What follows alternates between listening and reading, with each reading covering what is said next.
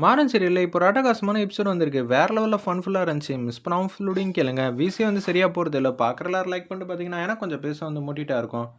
நம்ம மாறன் மட்டும் கேஷுவலா வந்து வெளியில வந்து வெயிட் பண்ணிட்டு இருக்காங்க. எப்போதும் போல. என்னடா இது! இன்னமும் வந்து வீரா வந்து பார்க்கவே முடியலையே! கடவுளே! எதுவும் என் கருணை காட்ட மாட்டியா? அப்படின்னு சொல்லும்போது, வீரா வந்து அப்படியே வந்து ஆட்டோவுக்கு பக்கத்துல வந்து நிக்கிறாங்க. "வீரா எங்கம்மா? வெளியில எங்கேயும் போறியா?" அப்படின்னு சொல்லும்போது, "என்னது ஆட்டோல ஏதோ தேடிக்கிட்டு இருக்கா?" போர்வைய வந்து பாத்துடுறாங்க. அத எடுத்து பின் சீட்ல வந்து வைக்கிறாங்க. அதாவது லக்கேஜ் வைப்பாங்கல்ல, அங்க வந்து வச்சுடுறாங்க. அவங்க அண்ணனோட போர்வைய. மாறனோட மாலை வந்து இருக்கு. அந்த மாலைய வந்து கைப்படாம எடுக்கணும்னு சொல்லிட்டு ஒரு கட்டைய வச்சு, அப்படியே வந்து மாலைய எடுத்து மாறன் கையில வந்து குடுக்குறாங்க. "இத தூக்கி போட எனக்கு எவ்வளோ நேரம் ஆகும்? போடத் தெரியாதா? உன்னோடது நான் உன்கிட்ட குடுத்துட்டேன். கையால குடுத்தா என்னவா? அத எதுக்கு நான் குடுக்கணுங்கிற" மாரி அந்த இடத்துல வந்து பேசுறாங்க. அதே மாரி செல்ஃபோன் எடுத்து பக்கத்துல இருக்கிற காம்பவுண்ட் கட்டையில வந்து வச்சிடுறாங்க. "எங்க வீரா போற?" அப்படின்னு சொல்லும்போது, "நான் எங்க போனா உனக்கு என்ன? நான் உன்ன போ விட மாட்டேன்." அப்படின்னு சொல்லும்போது, இந்த ஆட்டோ என் பேச்ச வந்து நல்லாவே கேட்கும். நான் தானே ஆட்டோவ வீடு போல பார்த்துக்கிட்டு இருக்கேன். நீ வந்து சொல்ற, நான் வந்து இங்கே தானே தங்குறேன். ஆட்டோ ஸ்டார்ட் ஆகக்கூடாதுன்னு மாறன் வந்து பேசும்போது, அந்த இடத்துல வந்து ஸ்டார்ட் ஆக மாட்டேங்குது. என்ன அவன் பேச்ச கேட்கலான்னு முடிவு பண்ணிட்டியா? நீ என் பேச்ச வந்து கேட்கலன்னு வச்சுக்கயேன், அப்புறம் அவ்வளோதாங்கிற மாரி கோவப்பட்டு ஆட்டோவ வந்து திட்டுறாங்க. உடனே வந்து ஸ்டார்ட் பண்றாங்க. ஸ்டார்ட் ஆயிடுது. "ஏய் எங்கம்மா போற? நானும் வேணா கூட வந்து துணைக்கு வரட்டா? என்ன நிம்மதியா வந்து போக விடுறியா? இல்லாட்டி நான் எங்கேயாவது போட்டுமா?" அப்படின்னு சொல்லும்போது, சரி தள்ளிடுவோம். இவகிட்டலாம் பிரச்சனையெல்லாம் பண்ண முடியாதுன்னு சொல்லிட்டு மாறன் வந்து தள்ளி நிக்கிறாங்க. அப்படியே வந்து ஆட்டோ எடுத்துட்டு குடுகுடுன்னு போறாங்க. அப்பன்னு பார்த்து ஃபாலோ பண்ணா நல்லா இருக்குமே அப்படின்னு சொல்லிட்டு, வண்டி எதுவும் இல்லையேன்னு சொல்லும்போது, ஆப்போசிட்ல ஒருத்தவங்க ஸ்கூட்டி வச்சுட்டு வெயிட் பண்ணிட்டு இருக்காங்க. "வண்டி கிடைக்குமா?" அப்படின்னு சொல்லும்போது, "நீங்க வீராவோட புருஷன் தானே! உங்களுக்கு இல்லாத உரிமையா? எடுத்துட்டு போங்க அண்ணா" அப்படின்னு சொல்லும்போது, "இதே மாரி ஏரியா மக்கள்ட்ட எல்லார்ட்டயும் வந்து சொல்லுங்க. நான் யாரு?" மாறன் வந்து இன்னொரு வாட்டி வந்து கேட்குறாங்க. "வீராவோட புருஷங்க. எல்லார்ட்டயும் சொல்லி வச்சுடுறேன். ரொம்பவே சந்தோஷமா இருக்குன்னு" சொல்லிட்டு, அப்படியே மாறன் மாட்டுக்கு கியூட்டா அழகா வந்து ஃபாலோ பண்ணிக்கிட்டே இருக்காங்க. வீரா வந்து பொறுத்து பார்க்குறாங்க, பொறுத்து பார்க்குறாங்க. அப்புறம் வழியில வந்து நிப்பாட்டிர்றாங்க. என்னது யாருமே இல்லாம நிப்பாட்டிர்றா!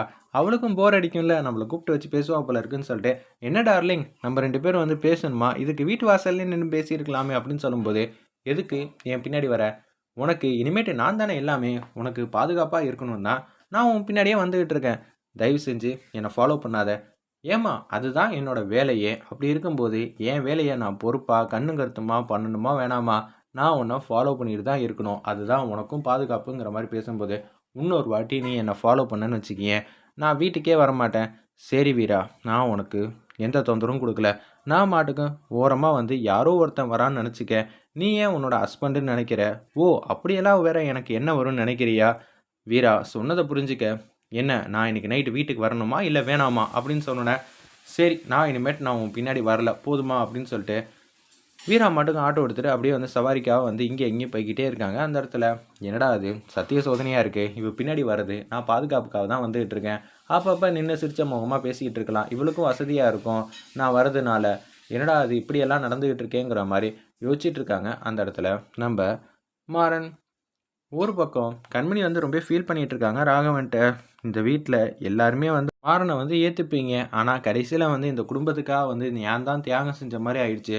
ஆரம்பத்துல நான் எதுக்காக இந்த வீட்டுக்குள்ள வந்தேன்னு உங்களுக்கே நல்லா தெரியும். அப்படின்னு சொல்லி சும்மா காச்சும் அழுதுற மாரி நடிக்கிறாங்க அந்த இடத்துல. கண்மணி, "ஏய் நீ அழுவாத. உனக்கு எப்போதும் வந்து ஆதரவா இருக்கேங்கிற" மாரி ராகவன் வந்து பேசுறாங்க. அவங்க ரொம்பவே வந்து அப்பாவியா வந்து பேசிட்டு இருக்காங்க. கண்மணி வந்து உள்நோக்கத்தோட தான் வந்து அந்த இடத்துல வந்து பெர்ஃபார்ம் பண்ணிட்டு இருக்காங்க. அது நம்ம ராகவனுக்கு வந்து சுத்தமா வந்து தெரியவே இல்ல. கண்மணி வந்து வீரா கல்யாணத்த பத்தி எல்லாத்தையும் வந்து தெள்ள தெளிவா வந்து பேச ஆரம்பிச்சிடுறாங்க. அந்த இடத்துல உடனே வந்து கடுப்பாயிட்டாங்க ராகவன். "என்னம்மா நீ சொன்னதே சொல்ற?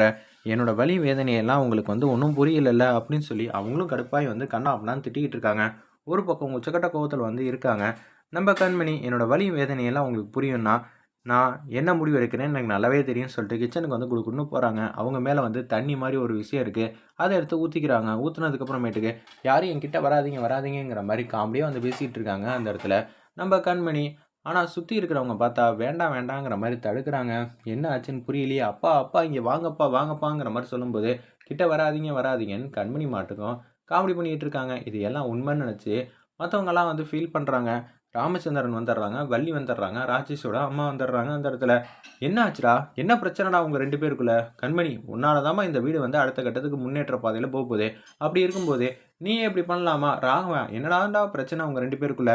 "அப்பா வீராவ பத்தி ரொம்ப ஃப்ரீயா வந்து பேசிகிட்டு இருந்தா அதுக்கப்புறமேட்டுக்கு மன உளைச்சல் ஆனா அழுவ ஆரம்பிச்சா அதுக்கப்புறமேட்டுக்கு இது மாதிரி ஒரு முடிவுக்கு வந்துட்டா எனக்கு என்ன செய்யணும்னே தெரிலங்கிற மாதிரி சொல்லும்போதே வள்ளி வந்து கிட்டக்கு வந்து ஏமா இது மாதிரிலாம் பண்ணாதம்மா எதுவாக இருந்தாலும் பேசி தீர்த்துக்கலாம் என்னம்மா நீ இப்படி பண்ணிட்டு இருக்க அப்படின்னு சொல்லும்போது கடுப்பாயிட்டாங்க அந்த இடத்துல கண்மணி என்ன எனக்கா வந்து யாருமே இல்லைன்னு தெரிஞ்சிச்சு இன்னும் கொஞ்ச நாளில் வந்து மாறனை வந்து நீங்கள் வீட்டுக்குள்ளே வந்து சேர்த்துருவீங்க அதுக்கப்புறமேட்டுக்கு என்னால் மனசுக்கே வந்து தாங்கலை மாறன் பண்ண தப்பை வந்து என்னால் ஏற்றுக்கவும் இல்லை வீரா எப்படிப்பட்ட தங்கமான பொண்ணு அவனுக்கு மாறன் வந்து மனைவியா எனக்கு சுத்தமாக வந்து பிடிக்கவே இல்லை அதனால தான் நான் மட்டும் போகிறேன் நான் போனேன்னா கண்டிப்பாக வந்து என் தங்கச்சி வந்து அப்பயாவது வந்து இந்த வீட்டுக்கு வரக்கூடாதுங்கிற எண்ணம் வந்து தோணும் இல்லை அப்படின்னு சொல்லும்போது ஏமா நிச்சயம் வந்து மாறனை வந்து நான் என்றைக்குமே வந்து சேர்த்துக்க மாட்டேன் அப்படின்னு சொல்லும்போது சத்தியமா மாமா ஆமாம் சத்தியமா நான் இனிமேட்டு அவனை வீட்டுக்குள்ளேயே விட மாட்டேங்கிற மாதிரி அந்த இடத்துல ராமச்சந்திரன் வாயாலே வந்து சொல்ல வச்சுட்டாங்க அதுக்கு தான் இது மாதிரிலாம் ட்ராமாலாம் பண்ணிக்கிட்டு இருக்காங்க அந்த இடத்துல கண்மணி ஒரு பக்கம் கண்மணி நீ இது மாதிரி பண்ணன்னு வச்சுக்கேன் நானும் உன் கூடயே வந்துடுவேங்கிற மாதிரி ராகவன் சொன்னோன்னா கடுப்பாயிடுறாங்க நம்ம வள்ளி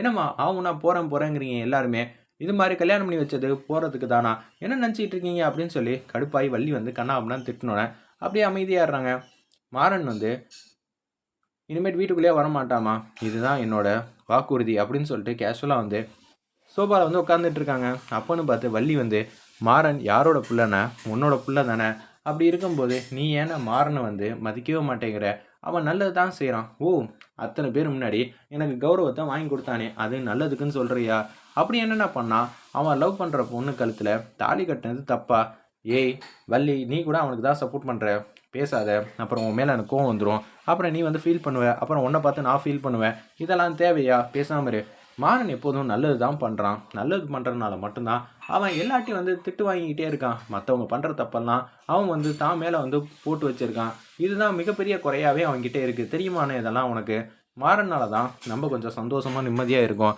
இல்லாட்டி இது மாதிரிலாம் இருக்கலாம் வாய்ப்பே இல்லைங்கிற மாதிரி பேசுகிறாங்க நீ அவனுக்காக சப்போர்ட் பண்ணாமே இருக்க மாட்டேன் நான் அவன் பண்ணுற தப்புனால நான் திட்டாமே இருக்க போகிறதில்ல பாத்தியா கண்மணி வந்து என்ன மாதிரியெல்லாம் முடிவெடுத்தா கண்மணி வந்து ட்ராமா பண்ணி மாறன் இந்த வீட்டுக்குள்ளேயே வரக்கூடாதுன்னு சொல்லி பர்ஃபார்ம் பண்ணிகிட்டு இருக்கா இதெல்லாம் எப்படி நான் அவனுக்கு சொல்லி புரிய வைக்க போகிறேன்னு தெரிலங்கிற மாதிரி வள்ளி வந்து யோசிச்சுட்டு இருக்காங்க நீ அவனை பற்றி பேசுகிறதா இருந்தால் என்கிட்ட பேசாதன்னு சொல்லி ராமச்சந்திரன் மட்டும் கொடுன்னு அங்கேருந்து வந்து போகிற மாதிரி காட்டுறாங்க அப்படியே ஆட்டோ எடுத்துகிட்டு அப்படியே ஒவ்வொரு சவாரியாக வருவாங்கன்னு பார்த்துக்கிட்டு இருக்கிறப்ப ஒருத்தவங்க வந்து வீரா வந்து வம்புழுக்கிற மாதிரி தெரியுது சவாரி வருமா அப்படின்னு சொல்லும்போது 500ரூவான்னு சொல்லிடுறாங்க எங்களுக்கு ஓகே தான் சொல்லி அவங்க வந்து வண்டியில் வந்து ஏறுறாங்க வீராவை வந்து ஸ்மெல் பண்ணிட்டாங்க சரி இப்போது 4-5 பேர் வித்தியாசமாக தான் இருப்பாங்க அவங்கக்கிட்டலாம் சண்டைக்குன்னு வந்து நிற்க முடியுமா அவங்கள அந்த இடத்துல வந்து ட்ராப் பண்ணிட்டு 500ரூவா வாங்கிக்க வேண்டியதான் அப்படின்னு சொல்லிட்டு ஆட்டோ வந்து எடுக்கிற மாதிரி காட்டுறாங்க அந்த இடத்துல எப்படி இருந்தாலும் வந்து பின்னாடி வந்து மாறன் ஃபாலோ பண்ணுவாங்க வெயிட் பண்ணி பார்ப்போம் எபிசோடு அருமையாக மாசாக இருந்துச்சுன்னே சொல்லலாம்